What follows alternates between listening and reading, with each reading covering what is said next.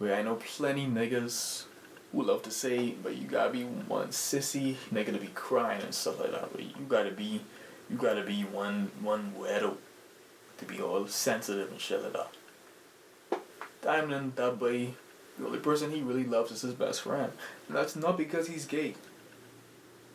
It's because his best friend was the only person who wouldn't laugh at him if he put a cry in front of him. That's why I keep saying that many niggas are sick and twisted. And perhaps that phrase conjures up the wrong image in your mind. But when I say twisted, I mean that mind isn't in any sort of cohesive state. It's twisted. Because the things that they say and the things that they do not correlate at all in any capacity.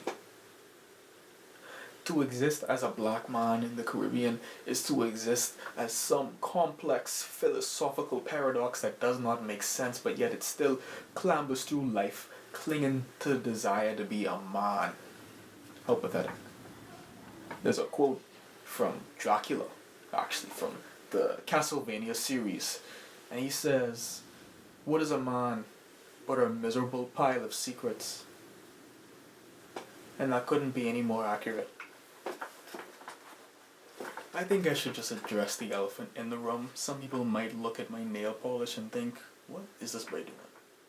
His manhood is clearly crumbling at the seams. But believe me when I say, I don't care. And I don't mean that in a self-destructive way. I mean that in a way that I don't care for the stereotype of what a man should be, especially a black man. Especially a black man from the Caribbean. I don't care for it. Because a lot of the black men in the Caribbean that I see are suffering. Internally and externally. And I don't care for it. Who am I to delude myself with these ideas of masculinity that are poison? Literal poison. You could take cyanide, or you could try to exist as a man in the Caribbean, which will kill you more slowly. You know, my mind often runs to those older men in our society, in our Caribbean societies, because often they are upheld as the key, you know, like they are the best among us. Anyway, they are the best example of what a man should be. Stoic. They work hard. They don't take shit from anybody. You know, telling about, oh, I was in and out of prison. You know, I beat up a couple of people. You know, I don't play with no bitches. I don't do nothing like that.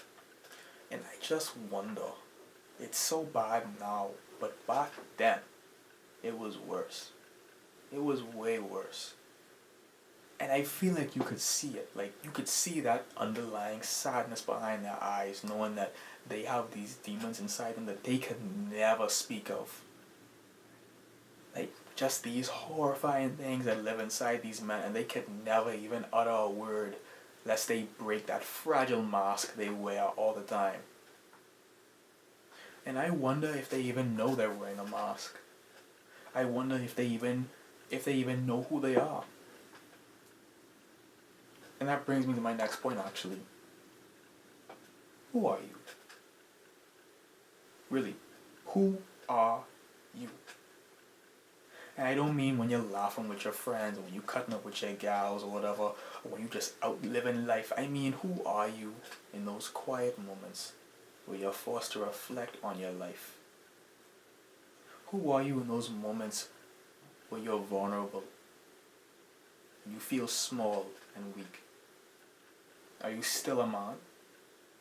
Because based on your own logic, I don't think you would be.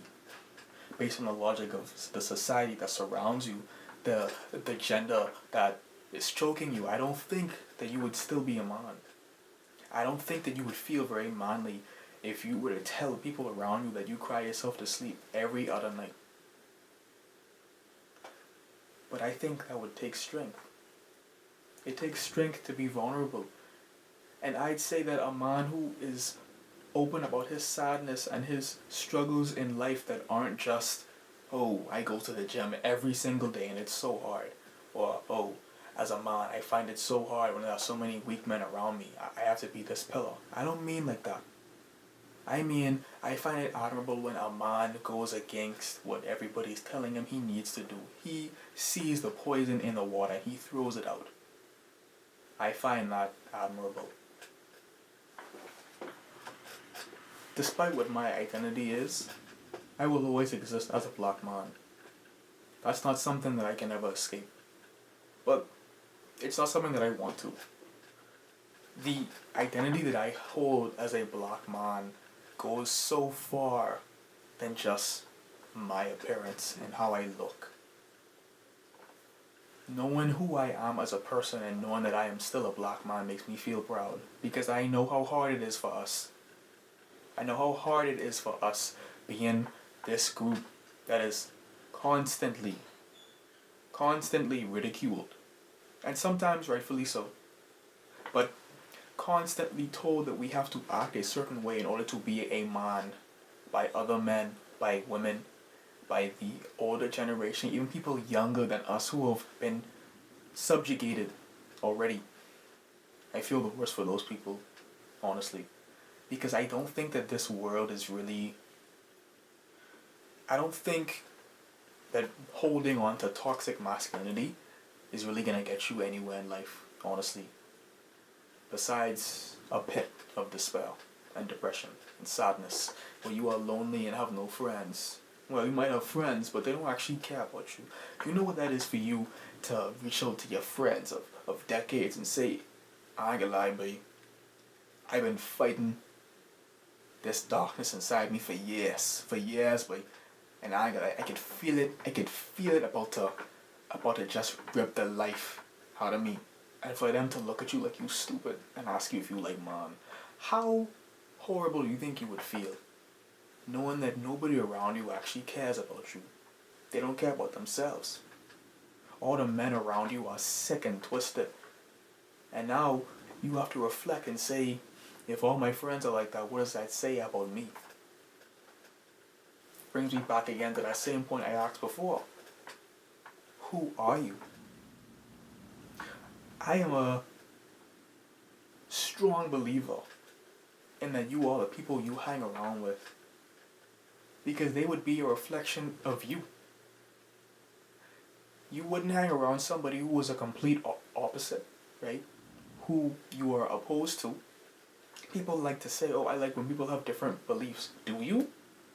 Or is that just something you tell people so that you seem more free, so that you seem more chill? But in reality, in those moments where you're just talking and saying your beliefs, you realize that people around you are more similar to you. You might not really understand it, but the people around you are just as sick as you are. And let me make something clear. My goal with this video is not to demonize men.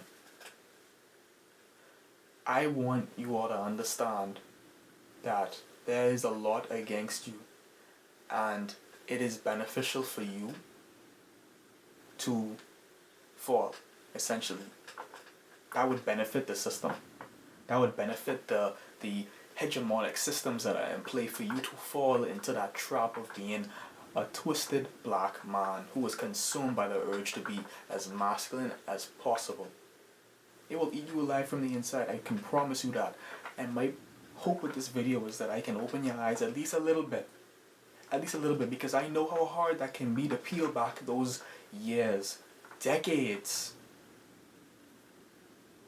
of growth. It's like bad growth. Honestly, trying to live as a black man in a Caribbean society, knowing that you can't express how you feel. You have to live a lie that you are this stoic person when you are human. You know that you cry yourself to sleep every other night. You know that you were extremely hurt when your boys was making fun of you that one time. You know how crushed you felt when your gal did cheat on you, but of course you can't let people know that. I remember there was a J. Cole line, I think it was Don't let them know you soft or something like that. And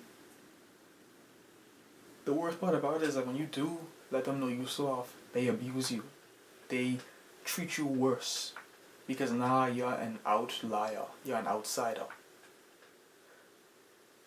And that's why often whenever men even have the urge to say, maybe I don't want to actually play this part anymore. Maybe I don't want to be an actor. They get pulled back in because they realize when you step out of that circle, there's nothing there for you. So, what I want to happen is, when a black man decides that he's going to let go of that toxic environment, when he decides to step out from that horrible influence of gender, and when he steps out, I don't want him to be alone. I want him to see people around him who are actively trying to better themselves, to rewrite their whole being and exclude all of those sick and just rotten ideas of what it means to be a man. Because, let me say something, let me get it clear. I can stare into the camera this whole time. You are a man the moment you decide you are. And there's nothing that can ever say that you're not a man. Even in those moments where you are crying, in a fetal position, wishing that you had somebody to hold you, you are still a man. You were a man then, you are a man now, and nothing will ever take that away from you. Don't let anybody ever make you think that you have to act a certain way to be a man. Because when you say you're a man, you are. There's a concept that when you have an idea that comes from you and you express it, it is so much stronger than when the idea comes from outside and goes inward. Because something can only go in so far. If you let people give you lip service all your life, telling you what it means to be a man, who are you, really? If you have no internal ideas of what that means, you gotta know who you are, babe. As a closing remark, I just have one final question. As a man, do you live free? Or are you a slave to your gender? Thanks for watching. Thank you for watching till the end. I know this video is probably a bit more heavy than what you might be used to, especially if you come from my TikTok, because I always like to add a little bit of humor in my things. I wouldn't say that I'm really serious, but I don't normally just kind of go off and just barely make any jokes or anything like that. But there comes a certain point where you really just gotta say how things are without any sort of sugar coating or honey or anything, or any sort of euphemisms or anything. Like, men are twisted nowadays. Like, they are confused creatures. And it is honestly really sad. I see figures like Andrew Tate, Sneeko, that nigga who just died, I forget his name, Kevin Samuels, and I can see that following is just so many men who are just deluded and confused, because what role model do they have? Really? Here you have these men who are they're rich, they talk down to women, they don't take shit from anybody, but when you really look at these people, are they really the kind of people that should be leading men? Really? Many people would say yes. I say no. I say no. All they do is serve to reinforce what already exists. They swear promises of returning to what was, as if what was something that we need to go back to. But, I hope that this video would have opened your eyes at least a little bit. In the future, I will do more sort of statistical analyses on things like this.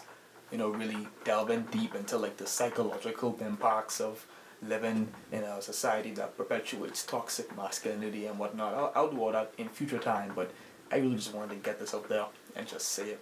A lot of people often say I don't really make videos for men. So I want to just start by doing that because I never really did.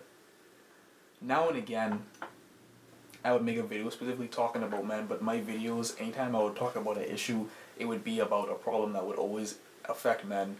Maybe not directly, but it would always come back.